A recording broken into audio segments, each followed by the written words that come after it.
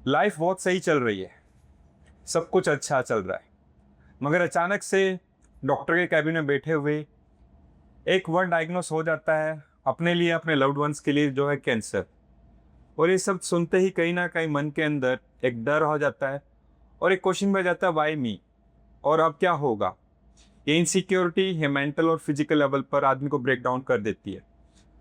आज हम पॉडकास्ट करने जा रहे हैं डॉक्टर टिंकू टाकिया। सर नमस्कार। नमस्कार sir. Sir medical and radiation oncologist हैं जो कि पिछले 15 सालों से इस फील्ड में काम कर रहे हैं। आज हम सर से कैंसर अवेयरनेस पे कुछ बेसिक क्वेश्चंस पूछने वाले हैं। सर आज के टाइम में कैंसर इतना कॉमन, इतना एक जनरल प्रॉब्लम की तरह कैसे आगे बढ़ती जा रही है? संदीप जी नमस्कार। कैंसर का जो ये आपने क्वेश्चन पूछा है, ये कॉमनली नॉर्मल हर कोई का मेन रीज़न यही रहता है कि क्यों होता है। और हर किसी का क्योंकि कॉमन इसलिए है कि आजकल लाइफस्टाइल बिहेवियर जो चेंज हो रहा है, उसका एक मुख्य कारण हम कह सकते हैं। Lifestyle more like sedentary lifestyle, obesity, और डाइटरी में आप फास्ट फूड और प्रोसेस्ड हाई फैट फूड जैसे लेते हैं, और tobacco consumption in any form, alcohol consumption जो इन्फ्लेमेशन को जो बढ़ाते हैं, वो हमारे सेल में कुछ ऐसे चेंजेस कर देते हैं जेनेटिक लेवल पे, म्यूटेशन, जिससे कैंसर बनने में वो एक कार्सिनोजन का काम करते हैं। True, very true sir. क्या कैंसर हमेशा लाइफ थ्रेटनिंग होता है? क्या इसमें अर्ली स्टेज पे क्या ये क्यूरेबल है? सर एक बहुत कॉमन क्वेश्चन है। हाँ, आज कैंसर का हम अगर उसका ट्रीटमेंट में हम बात करते हैं, अगर वह जितना अर्ली स्टेज में डायग्नोस होता है, उतना उसका ट्रीटमेंट अप्रोक्सीमेटली 100% के पास पहुंच जाता है, मोर देन 90%। इसलिए अर्ली डिटेक्शन सेव लाइव्स एक ये डिक्टम रहता है कैंसर में। बहुत बढ़िया सर। डियर फ्रेंड्स, जैसे कि सर ने कहा कि अर्ली प्रिवेंशन और इंटरवेंशन बहुत इंपॉर्टेंट है, और जितना जल्दी डायग्नोस होएगा उतना ही हेल्पफुल रहता है। मैं सर से जानना चाहूँगा कि वो कौन से अर्ली वार्निंग साइंस हैं जो कि यूजली लोग इग्नोर कर देते हैं। हाँ, संदीप जी, कैंसर का जैसे हम इस तरीके से समझे, कैंसर अपनी शरीर की कोशिकाएं, सेल्स होती हैं जिनका अनकंट्रोल्ड ग्रोथ होने लग जाता है। तो सेल साइकिल्स में वो उसकी लगातार उसकी ग्रोथ, जैसे 2 की 4, 4 की 16, 64 ऐसे लगातार बढ़ती जाती है। तो कैंसर एक ब्रॉड टर्म है, और ये जिस सिस्टम की सेल्स इफेक्ट होती हैं, उसी सिस्टम के हमारे पास सिम्टम्स आने लग जाते हैं। मुख्यतः जैसे हम बात करें, जो तंबाकू या स्मोकिंग ज़्यादा करते हैं, उनको मुंह और फेफड़े का कैंसर ज़्यादा रहता है, तो उसके रिलेटेड ही सिम्टम्स आएंगे। जैसे मुंह में कोई छाला बन गया, वो ठीक नहीं हो रहा है, कोई गठान गले में दिख रही है, वो दिन प्रतिदिन बढ़ती जा रही है, या खांसी इतनी हो गई है, या वेट उसका कम होता जा रहा है, भूख कम लगना। तो नॉर्मली हम सिम्टम्स की बात करते हैं तो ऑर्गन स्पेसिफिक सिम्टम्स रहते हैं। जैसे फीमेल्स में हम बात करें, अगर ब्रेस्ट में कोई गठान हो रही है, बढ़ रही है, तो वो हम ब्रेस्ट कैंसर की तरफ उसको लेना चाहिए। या फिर जैसे इरेगुलर मेंस्ट्रुअल ब्लीडिंग हो रही है, तो वो भी एक उसका भी कारण हमें देखना चाहिए कि एक ब्लीडिंग के क्या कारण है।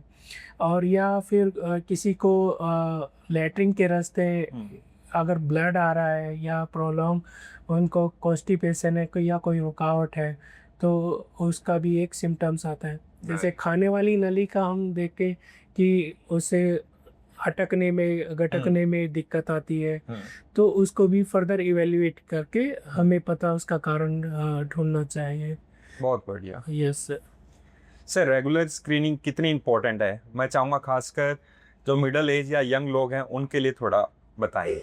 हाँ, कैंसर में स्क्रीनिंग में मुख्यतः जैसे हम कहते हैं कि ब्रेस्ट कैंसर के लिए हम मेमोग्राफी करके देखते हैं। वो नॉर्मल 40 साल के बाद हर साल लेडीज़ को मेमोग्राफी एडवाइजेबल रहता है। ईयरली बेसिस पे? यस, ईयरली बेसिस पे। और एक दूसरा रहता है सर्वाइकल कैंसर के लिए पेप स्मीयर, ताकि हमें अर्ली स्टेज में ही उसका कैंसर का हम डायग्नोस कर पाए, पकड़ पाए। और बाकी तो ये कि हम सिम्टम्स के अकॉर्डिंगली हम उसको डायग्नोस करने में करते हैं। बहुत बढ़िया सर। Yes sir. सर इसके साथ में आई एम अ साइकोलॉजिस्ट, और कई बार लाइफस्टाइल के ऊपर हम बार बार लोगों से बात करते हैं कि उसका बहुत गहरा इम्पैक्ट हमारी पूरी हेल्थ के ऊपर पड़ता है। कैंसर की जो समस्या उसमें लाइफस्टाइल चेंजेस से कैंसर का रिस्क कम हो सकता है, ये हम सभी जानते हैं। तो आप थोड़ा मुझे हमें गाइड करें कि क्या क्या चीज़ें हैं जो लाइफस्टाइल के ऊपर हमारे पार्टिसिपेंट्स, हमारे दर्शक उसके प्रति जागरूक रहे हो सकें और अवेयर हो सके।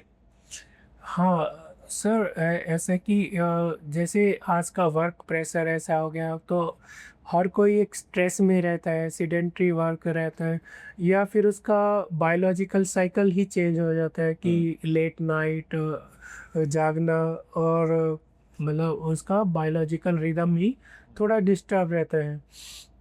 तो कैंसर के या किसी भी डिजीज़ के कारण तो अपने को एक्टिव लाइफस्टाइल तो हमेशा बुक्स भी और बहुत सारे डाटा भी यही सजेस्ट करते हैं कि आप वीक में कम से कम 5 दिन तो half an hour daily walk करें। राइट। वॉक करें, थोड़ा सा किसी भी फॉर्म में आप एक्सरसाइज करें, ताकि आपका एक जिससे उसका एक मूड एलिवेट भी रहता है, और जो अपने कुछ मेटाबोलाइट्स हैं वो भी क्लियर होने में उसका रहते हैं। बहुत बढ़िया sir. Yes sir. Sir diet का और तनाव का आपने बताया कितना डायरेक्ट इम्पैक्ट रहता है कैंसर के ऊपर, मगर कुछ लोगों के अंदर दिमाग में मिथ्स भी रहती है कि मैं आपसे जानना चाह रहा हूँ लोगों के दिमाग में सबसे बड़ी कैंसर को लेकर क्या मिथ है। हाँ, ये एक बहुत ही इम्पोर्टेंट क्वेश्चन है, क्योंकि कई पेशेंट्स भी ऐसे आते हैं कि एक बार तो एक पेशेंट ऐसा है कि उसको लग रहा था कि हालांकि वो कैंसर का ट्रीटमेंट लेके पूरी तरह ठीक हो चुकी थी, पर वो उसका क्वेश्चन ये था कि क्या मैं अपने बेटे के पास जा सकती हूँ। तो मैंने कहा क्यों, क्या हुआ? तो मैं कि उसको ये डर रहा था कि मेरा कैंसर कहीं उसको ना लग जाए, ऐसा ट्रांसफ़र हो जाए। तो एक ये मिथ कि ये ट्रांसफरेबल है, कम्युनिकेबल है, ऐसा नहीं है। ये एक नॉन कम्युनिकेबल डिजीज़ रहता है, ये एक इन्फेक्शन नहीं है जैसे आप टीबी या कुछ वायरल की तरह नहीं है। तो ये एक नॉन कम्युनिकेबल डिजीज़ है, तो ये साथ रहने या टच करने ऐसे ऐसे ट्रांसफ़र नहीं होते हैं। True sir. दूसरा मिथ, लोग कहते हैं कि अगर हम खाने में अगर ये चीज़ छोड़ दें, मीठा छोड़ दें, अनाज छोड़ दें, उससे कैंसर का कंट्रोल हो जाता है। तो ये भी एक तरीके से एक मिथ है, क्योंकि कैंसर का स्टडी में ऐसा ये नहीं है कि हाँ ये एडवाइजेबल है कि आपकी हेल्दी फूड हैबिट्स होनी चाहिए, पर आप अपने आप को भूखा रख के कैंसर को ख़त्म करने के लिए सोचते हैं तो वो गलत है, क्योंकि अपने को बेसिक न्यूट्रिशन में कैलोरीज जो रिक्वायर्ड रहती है वो तो शरीर को चाहिए ही। Very good. Yes sir. True sir. इसमें एक और क्वेश्चन है, ये काफ़ी लोगों के मन में आया भी होगा, क्या मोबाइल का रेडिएशन या माइक्रोवेव से यूज़ किया हुआ खाना या कुछ स्पेसिफिक बर्तनों के अंदर अगर हम खाना पकाते हैं, क्योंकि आजकल इंफॉर्मेशन का बोmbardment हो चुका है, क्या उससे कैंसर का क्या संबंध है? हाँ, यह भी एक तरह की आप मिथ ही कह सकते हैं, क्योंकि बहुत सारी स्टडीज़ में ऐसा पाया गया है कि इससे कोई रेडिएशन हज़ार्ड नहीं है माइक्रोवेव और मोबाइल फ़ोन से। हाँ, ये है कि आप जो रेडिएशन की दूसरी फॉर्म्स रहती है, एक्सरेज हो गया, अगर उसका भी लिमिट से ज़्यादा हो जाए वो कार्सिनोजेनिक हो सकते हैं। ये माइक्रोवेव से पकाया हुआ खाना या मोबाइल की रेडिएशन से इससे कोई कैंसर का लिंक अभी हमें देखने को नहीं मिला है। True sir. सो अवेयर रहें, ये बहुत इम्पोर्टेंट है कि हम एक्स्ट्रा इन्फॉर्मेशन पे, रिलायबल इन्फॉर्मेशन पे ही हम सोर्सेज से पढ़ें और उसके ऊपर काम करें। अब आता है एक बहुत इंपॉर्टेंट क्वेश्चन कि किसी को मान लो कि डायग्नोस हो गया है कैंसर से, तो बॉडी में तो बीमारी है ही, उसका माइंड पे भी काफ़ी इम्पैक्ट रहता है। तो आपके देखने में जब किसी को कैंसर डायग्नोस होता है तो उसके मेंटल स्टेट कैसी होती है? हाँ, ये स्ट्रेसफुल कोई भी अगर सुनता है तो एक कैंसर का नाम सुनते ही ना कि पेशेंट से उसकी फैमिली के लिए एक ट्रॉमा की तरह ही रहता है। क्योंकि पहले होता था कि कैंसर का नाम सुनते ही एक तरह का डेथ सेंटेंस लोग सोचते थे, लेकिन आज जैसे ट्रीटमेंट मोडेलिटी हमारी दिन प्रतिदिन बेटर होती जा रही है, डायग्नोसिस के लिए भी अच्छे हम जल्दी बीमारी को पकड़ पा रहे हैं, तो उससे ट्रीटमेंट हमारा क्योरेबल भी रह सकता है अगर वो अर्ली स्टेज में डिटेक्ट हो सकता है। तो आप ये कह सकते हैं कि किसी भी ट्रीटमेंट के लिए केवल डॉक्टर के अलावा एक फैमिली सपोर्ट, सोसाइटी सपोर्ट वो भी बहुत ज़रूरी है, क्योंकि पेशेंट को ना लगे कि वो इग्नोर्ड है, वो कट ऑफ हो गया सोसाइटी से, तो वो उसके फिर वो ट्रीटमेंट भी उसकी वजह से कंप्लीट नहीं कर पाता है। तो ये एक हेल्प ग्रुप या तो कैंसर का ट्रीटमेंट भी एक टीम वर्क आप कह सकते हैं, जिसमें हर किसी का अपना एक पूरा योगदान है। ट्रू सर, यानी कि एक ट्रीटमेंट को लेकर एक इंटीग्रेटेड अप्रोच ही काम करेगी, जहाँ पे फैमिली का भी काफ़ी रोल रहेगा, हेल्दी लाइफस्टाइल का भी रहेगा, प्रॉपर ट्रीटमेंट और जो एडवाइस ट्रीटमेंट है उसको हम स्टेप बाय स्टेप फॉलो करें ताकि हम फ्यूचर में उसको रिलैप्स ना हो कर पाए। सर एक और क्वेश्चन है मेरे मन में, आज के टाइम में जैसे आप बता रहे हैं काफ़ी एडवांसमेंट आ चुकी है, तो इसके ट्रीटमेंट को लेकर कोई ऐसी चीज़ जो लोग इससे जागरूक हो सके कि क्या क्या एडवांसमेंट आ चुकी है कैंसर के उपचार में, हाँ उस पर थोड़ी लाइट डालिए। हाँ, मैं कैंसर का ट्रीटमेंट मुख्यतः जो हम करते हैं, एक सर्जिकल पार्ट रहता है कि सर्जरी से उस कैंसर को ट्यूमर को बाहर निकाला जाए। दूसरा एक आता है रेडिएशन थेरेपी की किरणों से, एक्सरे हाई एनर्जी की एक्सरेज रहती है, उसमें हम रेडिएशन से ट्यूमर सेल्स को किल कर देते हैं। तीसरा कीमोथेरेपी, इम्यूनोथेरेपी, हार्मोनल थेरेपी, ये भी एक स्पेसिफिक कैंसर के लिए अलग अलग ट्रीटमेंट प्रोटोकॉल्स रहते हैं। कीमोथेरेपी उससे हम उसका कैंसर को ख़त्म करने के लिए उनका हम यूज़ करते हैं।